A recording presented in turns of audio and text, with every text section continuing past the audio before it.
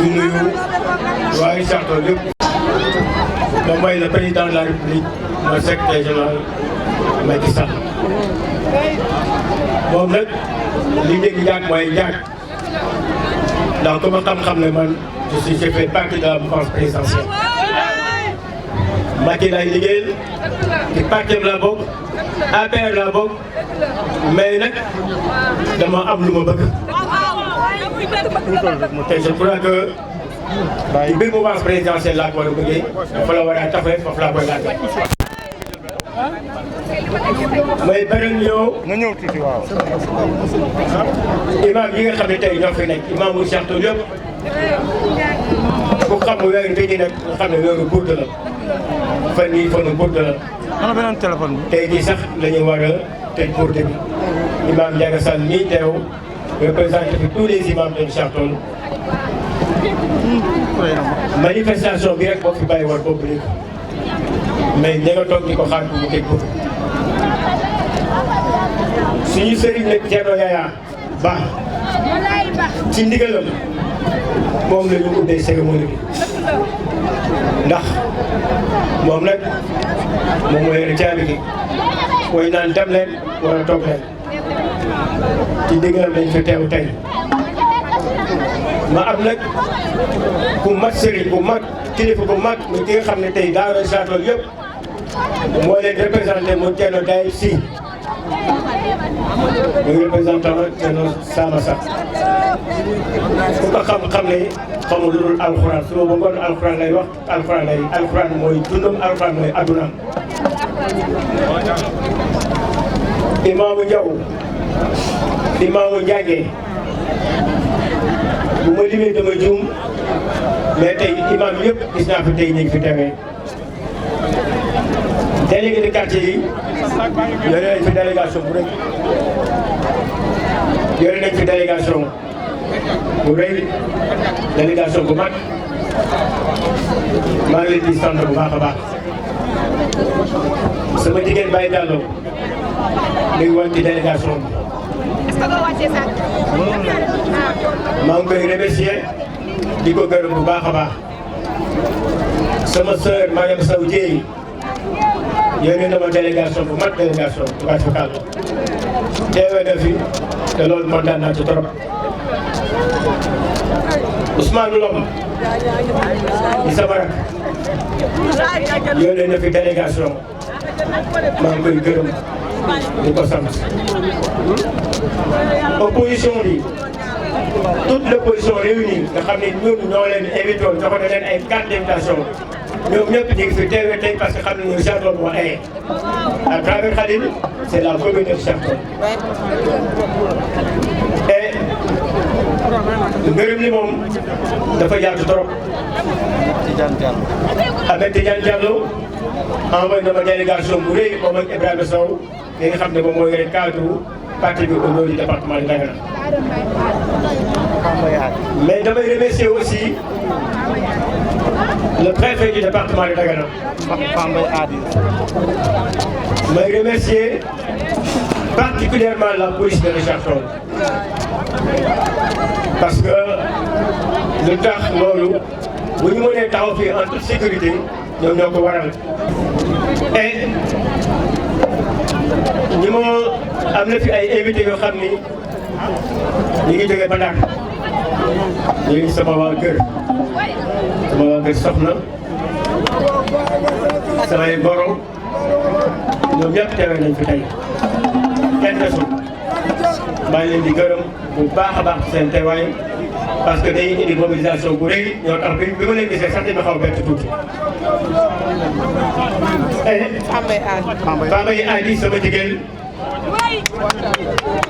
gis naa ko fi boobu ba léegi mi ngi fi tegewu fi maa ngi koy remercier bu baax a baax di ko sant. Richard-Toll nag mooy yéen c'est la jeunesse yéen ma tax a jóg jigéen ñi yéen ma tax a jóg dañuy nekk ci dëkk boo xam ne dëkk bi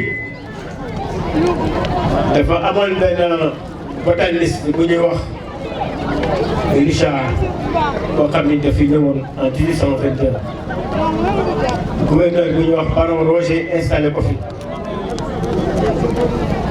fii ci Rock Mbilor boo nee Rock Mbilor xëy na xale yu bari xam ñoo mooy confiance bi ci tawee bi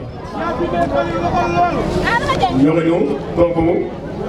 mën naa wax ne histoire bu Sarto lépp mën na soxla ko boobu dëkk bi ni nga tudd Ndiougum biñ fi ñëwee nag botaniste boobu essayage bu nekk def na ko ci jardin d'essai bi nga xam ne boobu la fi yoroon mais comme ay essai rek la doon am suñu maam yi ñi nga xam ne ñoo dëkkoon ak moom naan ko téye genre toolam bi daal moom tubaarkalla loolu mooy indi turu Sarto bi tey. dëkk bi ñu ngi ko érigé en commune en 1980 par la loi 8586 le 24 juin 1980 boobu ba tey alhamdulilah rabbil alamin Sarto dafa màgg. man en 1990 ba tey maa ngi fi nekk conseiller municipal maa fi nekk le premier jeune conseiller municipal étant le responsable des jeunes socialistes de la ville de Sarto. loolu yàgg na ma ànd ak mag ñi ñu taxaw liggéey lu bari ci Sarto mais 2014 ba léegi Sarto dafa dugg ci ay loxo yu doy waar. Sarto dafa dugg ci ay loxo yoo xam ni alhamdulilah rabbil alamin dañuy sant yàlla rek mais metti na trop. mu am juróom-ñetti at yoo xam ni waa commune Sarto ñu ngi koy dund population Sarto ñu ngi koy dund depuis 2014 lu nekk dund ngeen ko fii ci lu métti au niveau de la commune. mu am juróom-ñetti at yoo xam ne les écoles de Sarto ont souffert boo duggee ci classe yi élèves yi dañuy toog juróom ci benn baax. parents d'élèves yi sonn nañu trop parce que classe yi dañu daanu ci kaw élèves yi. Sarto ba tey dafa am ay abri provisoire. je crois que am na vision boo xam ni un maire bu ko amee dëkk bu mel ne Sarto war na mën a loolu war nañ ko mën a am. ñu am juróom-ñetti at yoo xam ne jigéen ñi façon financement bu nekk ñu ngi wut ñëpp xam nañu les femmes de Sarto c'est des femmes ingrates. ay tuuru àllarba lu nekk ñu ci dugg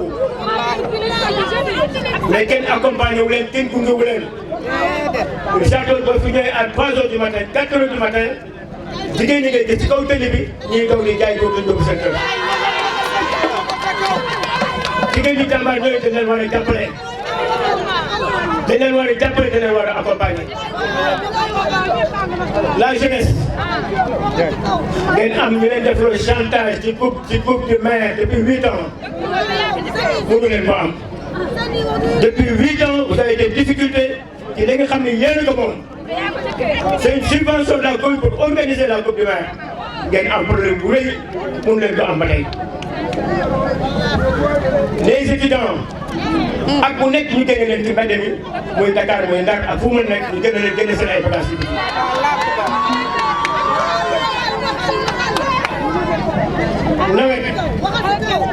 nawet mais bu fekkee assainissement du domaine transféré mais au moins war na leen assister ci biir quartier yi bu mbënd bi ñëwee ñu mën ñu jàppale pour que ndox mi di mën a génn kon ndax le Sarto cuvette la boo fi defee pante rek ndox mi dem. ñun suñu taw bàyyi fii la benn rigole ne ko ñu ko doon canal Mbot dafa amoon pante bu ndox mi amee yëpp ñu jëm ci jàpp fii yomb na liggéey dëkk bii yomb na liggéey mais il faut nga am volonté il faut nga am pas-pas il faut nga am vision. amul problème boo xam ne jànkuwante wuñ ko at yi xam ne ñu ngi ko at yi ñu jógee nii ça fait 8 ans que la ville a souffert depuis ay temps nag ngeen am jàqare ngeen toog di werante dans tous les milieux nit ñi di werante ndax Sarto dana am koo xam ni dana mën taxaw pour régler problème ba leen xamal ne leen Sarto am na ko mën a régler problème bi léegi nii tey taxaw.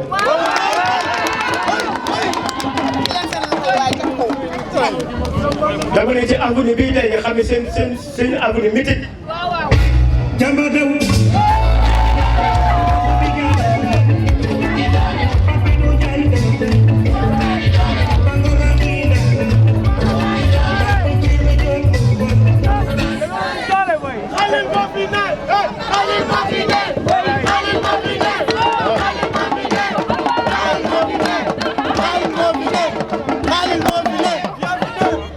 dama ne tey jii samedi 16 octobre 2021 ci avenue Jacques Mimran mii taxaw ngeen xam ne Jacques Mimran fii la daan romb ak soxna ak jabaram fii depuis da def suñu ay bàyyi fii ci avenue bii fii la daan doxantoo moo tax ñu tuddee ay avenue Jacques Mimran ñun ñu fekkoon ñu fi avenue bu rëy bi nga xam ne lu nekk nga fi. fii la suñu bàyyi daan teewlu Senghor fii la Macky Sall jaar pour la première fois bu mu duggee Richard Toll waaye Richard Toll tertu ko avenue bi nga xam ne lu nekk xaw na fi démb lu nekk xaw na fi tey man tey jii le 16 octobre 2021 fii laa taw xamal leen maa ngi déclaré bés ni ne tey sama candidature.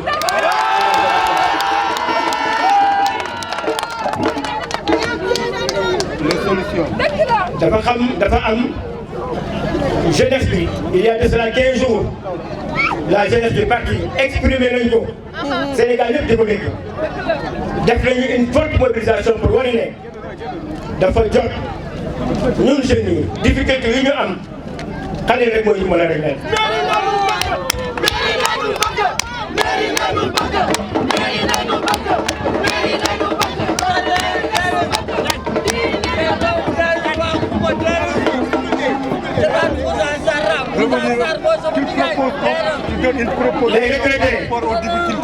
les retraités yi wax nañ ko ñooñu ñi nga xam ne ak suñu expérience professionnelle xam nañu xale tey bu ñu ko joxoon tey gëdd bi dana fi indi ay changement yu bari. yan changement nga fas yéene indi. changement yi ñu fas yéene indi. yéen xam nga ne man doon naa maire te nekkuma maire wala. man doon naa maire te nekkuma maire et je sais que la jeunesse de Richard Toll xam nañ ko. dama ni. ça fait des années je crois que la jeunesse de Richard Toll témoigne coupe de la ville amul fenn ci Sénégal. Richard Toll la am te xamoon lu ko waral.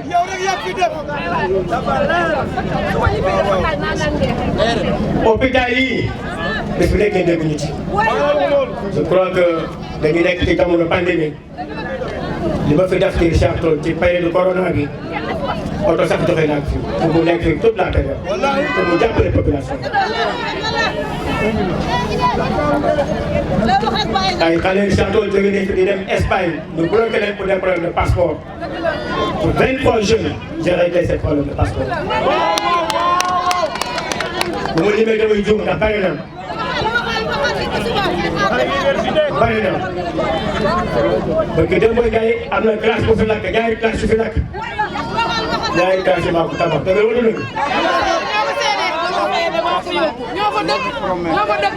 marché Richard Toll lekk na fi kan ngeen gis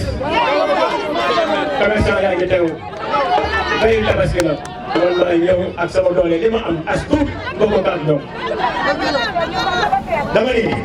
man dama am solution pour dëkk bi dama am solution pour jàppale ndaw yi ci problème emploi dama am solution pour jàppale jigéen ñi ci problème financement dama am solution pour jàppale étudiants yi fa ñu nekk ci affaire jàng bi dama am solution pour régler problème jàkk yi dama am solution pour régler problème imam yi dama am solution pour régler toutes les populations de Richard Toll. xam nga dëkk lu ko yoree. dëkk lu ko yoree. engagement. pas-pas. vision ak bëgg sa dëkk.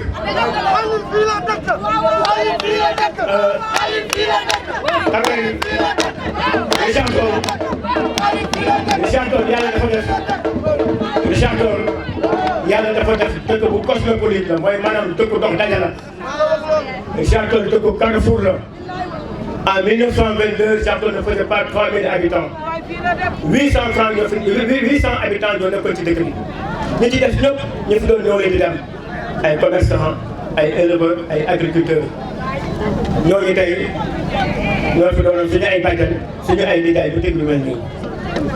Richard Toll dafa am diversité ethnique boo xam ne amul benn dëkk bu ko am. Richard Toll ngay ñëw wolof yi naar yi séeréer yi tukulóor yi bambara yi balante yi ñëpp ànd chaque jour bu ñu xëy ñoom ñëpp a ànd doon dugg ci marché dem seen kër ànd dem liggéey delluwaat seen kër. diversité boobu dafa am solo ci dëkk dafa am solo ci réew te loolu ñun dañ koy dund mais malheureusement exploité wuñ ko positivement. Richard Toll manque d'infrastructure de loisirs pour la jeunesse. amuñu foyer des jeunes xale yi bu ñu soxlaa sax foo xam ne mën nañu fa pour réunion amuñu ko. stade bi moom waxuma waxum lu day na Richard Toll xale yaa ngi tey amul fi defee nawetaan. moo am na loo xam ne tey moo xool Richard Toll muy le pont Serment. pont Serment xam ngeen luy Serment. pont bi dafa nekkoon pont boo xam ni ñaari pont la woon pont yi Gaye la nekkoon Gaye 2 fa la pont yi nekkoon. bu ñu tracé Lac de Guiers jubal ko ci la société bu ñu daan wax Ortal li nga xam ni SDRS moo ko remplacé SDRS mooy gis ngeen usine bi jàkkaarloog buntu compagnie sucrière donc ci jamono usine bu rëy la woon foofu lañ daan def rek ceeb bi ñu daan wax ceeb bu Caroline Diop. usine boobu Ortal pont bii ñuy wax Serment benn pont bi moom la ñu def fii beneen pont moom la ñu wóor kilomètre bi ñun ba ñu juddoo ba tey fii lañ fekk pont bi bu nekkoon pont boo xam ne motul 2,50 mètres calèche mënu ci jaar. juróom-ñetti at population Richard Toll ñu ngi topp mairie bi pour ñu defal ko mairie bañ na duñ ko defal. ñu toog ba ngeen gi nga xam ne élection yi jub na c'est à quelques mois des élections ñu bëgg a taxaw en quelques jours defar pont bi ndax ay problème élection donc population Richard Toll dafa leen kenn mënu dox seen xel. pont bi tax na ay xale marche bu ñu jëndee ñëpp leen daal tëj leen man mii ma taxaw jàppale xale bu ñu demee seen secteur.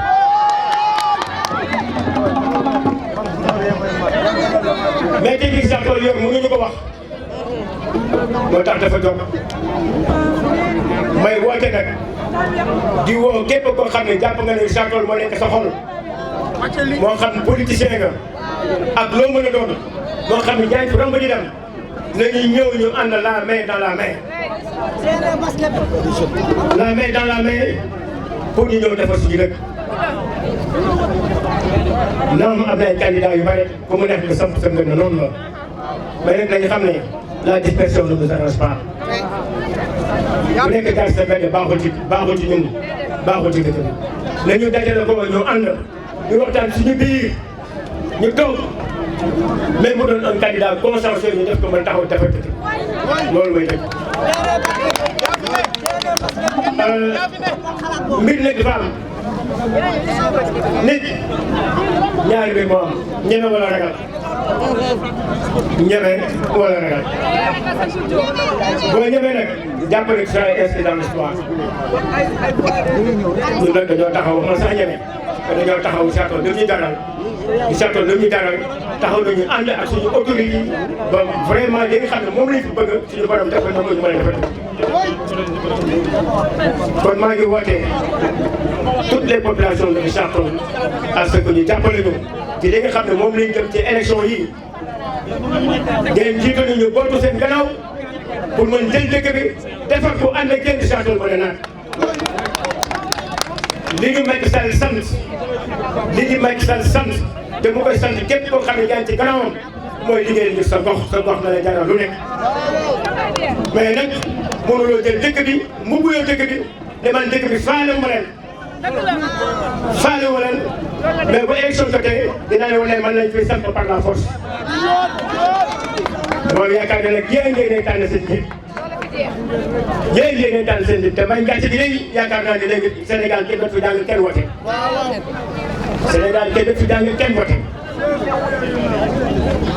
kon nag xam naa ni suñu taxaw nii dafa xaw a mel ni samay kilifa laa taxawal ma bañ téye leen lu yàgg wax ne en tout cas les jeunes sama mandat bii di ñëw nga xam ne par exemple bu ngeen teg ma ci mairie bi ce sera le mandat de la jeunesse de Thiès. yooyu tamit dinaa fexe gas xas sama tànku tubéy ci li nga xam ne mooy emploi am naa pexeem te mën naa dem jëli ay entreprise samp leen fii ci biir Thiès ñu mën defar Thiès mën naa ko xam naa nu ma ko defee partenariat yàgg naa ko dugal ci Thiès partenariat yàgg naa ko dugal Sénégal su may bitim réew xam naa samay xarit yu bari fa nekk taxaw nañu bari nañu ko jàppale pour defar Thiès waxuma nag état bi waxuma nag gouvernement bi ak li fi état bi dugal bu dul dara sax Richard Toll du commune bu Ndol Richard Toll du commune bu Ndol il faut mu leer li ñuy am mën na defar dëkk bi li ñuy am jigéen ñi mën nañ ci suturloo li ñuy am mën nañ ci jàppale xale yi li ñuy am mën nañ ci jàppale payo nous faisons un budget de 2 milliards 500 millions wax leen ma rek yéen ñi ñëpp di fi nekk ngeen wax ma ci 8 ans yi lan mooy bees ci seen gox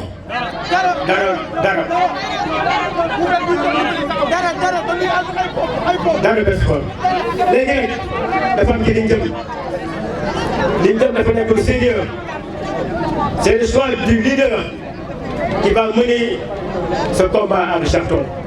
c'est le choix du leader ki nga xam ne ëllëg moom moo yore destiné Richard Toll mooy liggéey bi nga xam ne ëllëg ci moom la population yi yaakaar pour mu defar dëkk bi loolu nag pour conclure xam naa ne maa ngi taxaw doon seen bàyyi faa ci loolu lépp lu ma jaaree jaral na ma ko xam ne Richard Toll moom ma ñor maa ngi leen di remercier yéen ñëpp seen teewaay kenn du nekk juróomi at merci beaucoup